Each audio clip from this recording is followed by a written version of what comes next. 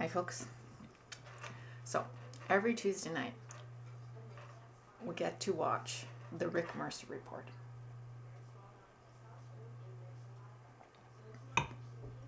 I thought you ought to see his most recent production.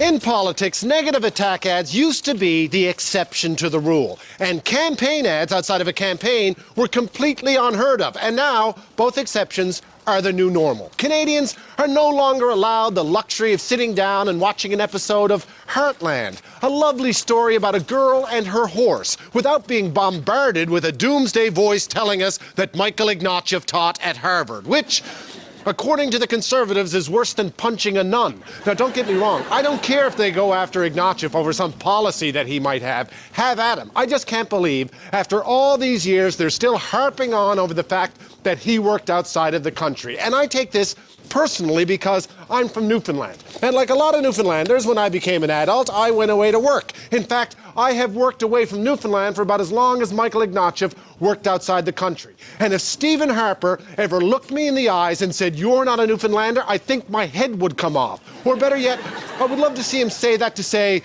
Gordon Pinson, because who doesn't like to sit back and watch an 80-year-old man slap the hell out of someone half his age?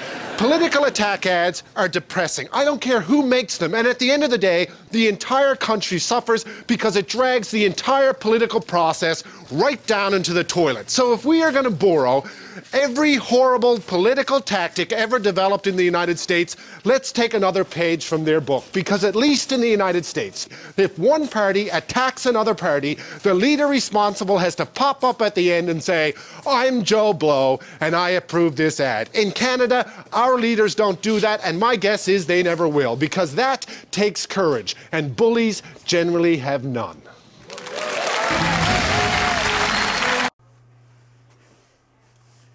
Do I need to say any more? I love him. He's my favorite newfie. He's Canada's Jon Stewart. I watch him every week. He's fantastic. Half-hour show, that's all it takes. He's got my vote.